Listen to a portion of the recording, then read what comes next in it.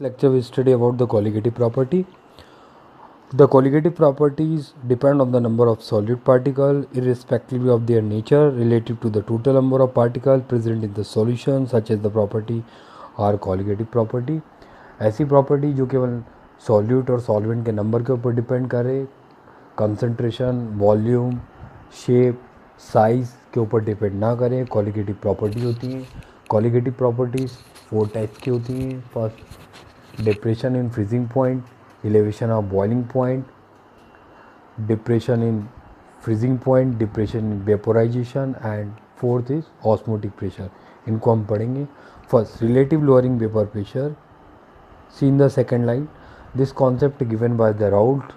According to the relative lowering of vapor pressure, according to Raoult law, जब when the non-volatile solute is added into volatile solvent, then vapor pressure decrease. It is known as the relative of lowering vapor pressure. Relative of lowering vapor pressure depend on the number of particles of solute, does not depend upon the solvent, because solvent in the volatile state and solute is non-volatile state. For example, हमने एक गिलास पानी लिया, उसमें 1 चम्मच sugar डाली, तो जब वाटर प्योर था उसका 100% बॉयल होकर वो वेपर में कन्वर्ट हो सकता था. बट जैसे आपने शुगर ऐड करी, शुगर कुछ पार्टिकल को होल्ड कर लेगा वाटर के, जिसके कारण वाटर को बॉईल करने के लिए 100 डिग्री टेम्परेचर प्लस शुगर के पार्टिकल जो होल्ड हो गए उनको गर्म करने के लिए टेम्परेचर. तो इस कारण से हम देखते हैं कि प्योर वाटर का वेपर प्रेशर ज़्यादा हो जाता है, जबकि जब एडेड शुगर वाटर का वेपर प्रेशर कम हो जाता है. इसे ही हम कहते हैं लोअरिंग ऑफ वेपर प्रेशर, यानी वेपर प्रेशर का कम हो जाना. जब भी नॉन वोलेटाइल सोल्यूट को वोलेटाइल सॉल्वेंट में ऐड करा जाता है तो उसका वेपर प्रेशर डिक्रीज हो जाता है. ठीक है. देन इस this time the vapour pressure of solution is directly proportional the mole fraction of solvent, क्योंकि सॉल्वेंट ही वोलेटाइल होगा, सॉल्यूट तो हो नहीं सकता. तो see the derivation, this is the derivation. देखिए, P S directly proportional X V. P S is a vapour pressure directly proportional mole fraction of solvent, क्योंकि सॉल्वेंट ही वेपर में कन्वर्ट हो सकता है, सॉल्यूट नहीं हो सकता. प्रोपोर्शनल आया, कांस्टेंट लगाया P not. P not is a Raoult constant. Proportional को हम नीचे ले गए इसके, देखिए नीचे लाए तो ये P S upon P not equal X B हुआ. दोनों पोर्शन को, यानी this wide left hand side and right hand side, दोनों को 1 से सब्ट्रैक्ट कर दिया. देखिए दोनों को 1 से सब्ट्रैक्ट करा, 1 में से सब्ट्रैक्ट किया, 1 में सब्ट्रैक्ट किया तो हमारे पास equal P not minus P S upon P naught, और 1 माइनस एक्स भी इक्वल होता है एक्स से, यानी मोल fraction of solute. This is the solute. Normal vapour pressure directly proportional the mole fraction of solvent. और जब नीचे हम ला रहे हैं, देखिए एक्स से इक्वल हो गया N A upon N A plus N two, that is mole fraction expression. Okay, mole fraction expression of solute put कर दिया. P S upon P not minus P S upon P not equal N A upon N two. ऊपर जो इस equation में यहाँ पे N not को 0 के बराबर कंसिडर कर लिया, क्योंकि बहुत माइन्यूट क्वांटिटी है.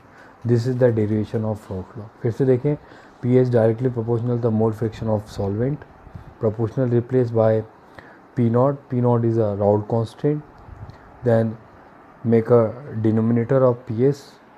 Ps upon P naught equal xb.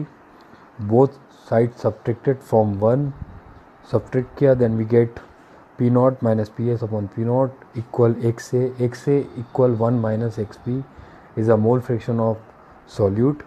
Now put the expression of solute Na upon Na plus N2. In denominator part, Na is very small compared to N2 because Na is a solute. So replace the Na, we get the final equation P naught minus Ps upon P0 equal Na upon N2. Okay. See the expression is given. देखिए यहाँ पर हमने जो P S और P not लिया है, यहाँ P not की जगह उन्होंने पी नॉट 1 ले लिया है और पी एस की जगह पी 1 ले लिया है. तो जो कंफर्टेबल रहे, कन्फ्यूज़न ना हो, इसलिए हमने पी एस और पी नॉट लिया था. ठीक है. फाइनल एक्सप्रेशन आपका वही आएगा जो दिया है, पी नॉट एस यानी P not minus P S upon P not. ठीक है. यहाँ पे N2 अपॉन N1, यहाँ पे मोल फ्रैक्शन है आपके ऊपर, आपने क्या लिया है, सॉल्यूट लिया है, सॉल्वेंट लिया है, उसके ऊपर डिपेंड करता है. एन को आप क्या मान रहे हैं, N2 क्या कर रहे हैं। बस ये याद रखिए relative lowering vapour pressure is equal to the mole fraction of solute और normal vapour pressure directly proportional the mole fraction of solvent, ये आप याद रखेंगे। चलिए एलिवेशन ऑफ बॉइलिंग पॉइंट, अभी एक एक्सप्रेशन बताया था मैंने, जब मिल्क या वाटर प्योर जब होता है तो कम्प्लीटली वेपोराइज हो सकता है, 100 डिग्री पर बॉयल होता है, लेकिन जब आप उसके अंदर शुगर ऐड कर देंगे या कोई नॉन वोलेटाइल सॉल्यूट ऐड कर देंगे जो वेपर में कन्वर्ट नहीं हो सकता है, वो इसके बॉइलिंग पॉइंट को कम कर देते हैं। यानी जो सॉल्यूशन होता है, प्योर सॉल्यूशन होता है, उसका बॉइलिंग पॉइंट कम हो जाता है, और जो सॉल्यूशन जिसमें वाटर आपने नॉन सॉलिड वोलेटाइल सॉल्यूट को ऐड किया उसका बॉइलिंग पॉइंट बढ़ जाता है। तो प्योर सॉल्वेंट से नॉन वोलेटाइल कंटेनिंग सॉल्यूशन का वेपर प्रेशर कम होगा, लेकिन बॉइलिंग पॉइंट उसका ज़्यादा हो जाएगा। इसे ही कहा जाता है elevation of boiling point. Elevation of boiling point directly proportional था मोलालिटी। देखिए ग्राफ देखिए, सॉल्यूशन का बॉइलिंग पॉइंट कम रहेगा और सॉल्वेंट का बॉइलिंग पॉइंट हमेशा ज़्यादा रहेगा। बट वेपर प्रेशर की बात अगर करेंगे तो वेपर प्रेशर सॉल्यूशन का देखिए ज़्यादा रहेगा और सॉल्वेंट का कम रहेगा। दोनों टर्म समझिए, non volatile containing solution vapor pressure always less than pure solution vapor pressure. Boiling point of the non volatile solution containing is always greater than the boiling point of pure solution. ये दो term अच्छे समझिए। Initial vapour pressure हमेशा जो है ज़्यादा रहेगा, final vapour pressure कम रहेगा। बट बॉइलिंग पॉइंट की बात करें तो इनिशियल बॉइलिंग पॉइंट कम रहेगा बट फाइनल बॉइलिंग पॉइंट ज़्यादा होगा। इसलिए आपको दिया है del T V equal T V minus T B not, not मतलब इनिशियल के लिए दिया है। This is also proportional to the molality. इसको मैं एक्सप्रेस करता हूँ। देखिए del T V equal T V final minus T V initial, final हमेशा ज़्यादा होगा। Del T V directly proportional the molality, molality को रिप्लेस किया, प्रोपोर्शनल रिप्लेस किया, then you put the constant K B, molality value W upon M into 1000 upon weight of solvent, put in equation first, आपने put किया, ये आपके पास equation आ गई। Del T physical K B weight upon molar mass of solute, okay, into 1000 upon weight of solvent. इसको आप replace भी कर सकते हैं, टीवी को इधर ले आएंगे और ये इधर जाएंगे, ठीक है, ये भी हो सकता है। अब कभी कभी पूछ लेता है what is a K B. K B is elevation boiling point constant when the amount of solute added into the volatile solvent that increase the temperature of solution by 1 degree Celsius of 1 mole is called elevation boiling point constant. Okay, यानी अगर हम बात करें किसी भी solute की इतनी quantity आप 1 मोल सॉल्वेंट में मिलाएं कि उसके कारण टेम्परेचर 1 डिग्री सेल्सियस इंक्रीज़ हो जाए, तो इसे बॉइलिंग पॉइंट कांस्टेंट कहेंगे। Get the screen, same condition, ये फाइनल एक्सप्रेशन आ गया। M2 is equal weight of solute 1000, ये पूरा वही है जो मैंने आपको कराया। नाउ न्यूमेरिकल दिए हैं, सॉल्व करेंगे, वैल्यू पुट करना बहुत ईजी है। Depression of freezing point, same condition, when non-volatile solute is added into volatile solvent, then vapor pressure decrease. Same, the freezing point also decrease. It is known as the depression of freezing point. Del TF, यह देखिए initial इसमें boiling freezing point ज़्यादा होगा और final वाला कम होगा, क्योंकि depression आ रहा है, यानी पहले वाला ज़्यादा रहेगा बाद वाला कम। Directly proportional molality, same condition. Kf, the quantity of substance that decrease the temperature 1 degree Celsius of 1 mole of solvent, okay, it is known as the freezing point constant. Now the derivation same रहेगा, जहाँ पे आपने के B लिखा था वहाँ के F हो जाएगा, जहाँ टी बी लिखा था वहाँ टी एफ हो जाएगा। Now K F equal to R M T square upon 1000 into del H, R M T square upon 1000 into del H, इसको याद रखेंगे कि एफ, इसका कोई डेरिवेशन नहीं, बस याद रखना है आपको। R M T into del T upon 1000 into del H, ये आप याद रखेंगे। लास्ट ईयर फाइनल एग्जाम में एक्सप्रेशन पूछ चुका है, इसलिए हर एक गैस का, हर एक सॉल्वेंट का boiling point constant, freezing point constant different होता है। इसमें दो बॉइलिंग पॉइंट कांस्टेंट और दो फ्रीजिंग पॉइंट कांस्टेंट आपको याद रखना है। जैसे वाटर का बॉइलिंग पॉइंट कांस्टेंट जो होता है वो 0.52 होता है, जबकि फ्रीजिंग पॉइंट कांस्टेंट 1.86 होता है, याद रखिएगा। सेकंड और फोर्थ में आपको वैल्यू दी है फर्स्ट पोजीशन पे। इसी तरह इथेनॉल का आपको दिया है 1.20 और 1.99। 1.20 जो रहेगा फ्रीजिंग पॉइंट कांस्टेंट रहेगा, और 1.20 बॉइलिंग पॉइंट कांस्टेंट रहेगा, और 1.99 फ्रीजिंग पॉइंट कांस्टेंट रहेगा। याद रहे, बॉइलिंग कम रहेगा और फ्रीजिंग बढ़ जाएगा। इस तरीके से आप 0.52, 1.86, 1.22 और 1.99 इस तरीके से आप याद कर सकते हैं। नेक्स्ट देखिए,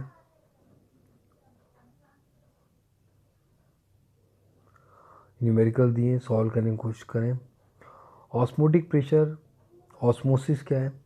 when solvent particle move from lower concentration to higher concentration, this process is known as osmosis. Through the semi-permembrane apply the pressure to stop the movement of solvent particle, that pressure is called the osmotic pressure। समझने का मतलब ये है कि किसी भी lower concentration से higher concentration में जब सॉल्वेंट पार्टिकल मूव कर सकते हैं, उसके बीच में एक लेयर होती है सेमी परमेम्ब्रेन की, उस प्रोसेस को आप ऑस्मोसिस करेंगे। सेमी परमेम्ब्रेन पार्टिकल के मूवमेंट को स्लो करने की कोशिश करता है, रोकने की कोशिश करता है। इस प्रेशर को हम बोलेंगे ऑस्मोटिक प्रेशर। ओके, चलिए, according to osmotic pressure there are 3 types of solution. The flow of the solvent is called the osmosis. The pressure that just stop the flow of solvent is called the osmotic pressure of solution। देखिए ये दिया है, बीच में SPM लगा है, एक solution है, ATM PATM दिया है, P प्लस ऑस्मोटिक प्रेशर। तो यहाँ से ऊपर से प्रेशर लग रहा है सॉल्यूशन में, तो वो पार्टिकल मूव करेंगे, ठीक है। तो यहाँ पे जो मूवमेंट होगी आपकी, सॉल्वेंट पार्टिकल मूव होगी लोअर कंसंट्रेशन से हायर कंसंट्रेशन की तरफ, ठीक। Pi equal CRT, C is a concentration, concentration is equal to number of mole per volume. तो देखिए pi is a osmotic pressure, C की वैल्यू पुट कर दी है N/V। N2 is a solvent, क्योंकि सॉल्वेंट की कंसंट्रेशन बढ़ेगी। Now NB is equal W2RT/M2, ये हम पुट कर देंगे, ये तो अब कर लेंगे मेरे अंदाज से। चलिए, two solution having the same osmotic pressure at the given temperature are called isotonic। And now hypertonic solution, when the concentration of solution जो है more than the cell solution, then cell start shrink, is called hypertonic। and the concentration of solution is more than the cell solution is known as a hypotonic। इसको मैं एक trick से समझाने की कोशिश करता हूँ, समझिए। देखिए दो टाइप के सॉल्यूशन दिए, हाइपरटोनिक और हाइपोटोनिक। हाइपर कब होता है? मान लीजिए जो सॉल्यूशन आप ले रहे हैं उसकी कंसंट्रेशन 0.9 यानी सेल की कंसंट्रेशन से कम है, तो क्या होगा कि सेल की कंसंट्रेशन से अगर कम होगी तो हमने पढ़ रखा है ऑस्मोटिक में कि लोअर कंसंट्रेशन से हायर कंसंट्रेशन है, यानी सॉल्यूशन की कंसंट्रेशन कम है और सेल की कंसंट्रेशन ज़्यादा है, तो पार्टिकल सॉल्यूशन से सेल की तरफ आ जाएंगे, जिस कारण सेल स्वेल होने लगेगी यानी फूलने लगेगी, ठीक है। मान लो सेल को अगर आप सॉल्यूशन में रखते हैं हाइपर टाइप के, तो सेल के अंदर सेल का साइज़ बढ़ने लगेगा, इंक्रीज होने लगेगा, क्योंकि particle lower concentration higher concentration में जाते हैं। और इसी तरह अगर आप कोई ऐसा सॉल्यूशन रखते हैं जिसकी कंसंट्रेशन 0.9 से ज़्यादा है, यानी वो सॉल्यूशन हाइप होगा, उस कंडीशन में सेल श्रिंक होने लगेगी।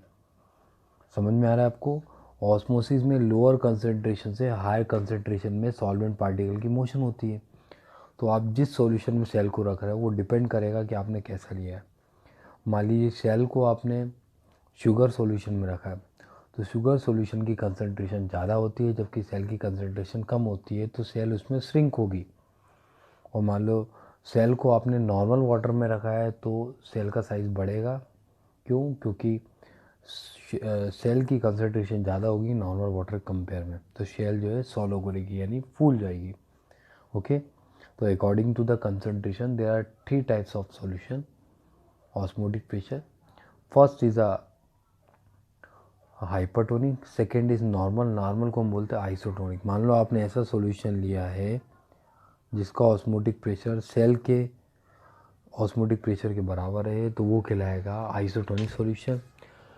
If the solution concentration less than the cell solution, the solution is called hypertonic, and the concentration is more than the cell solution is called the hypotonic solution.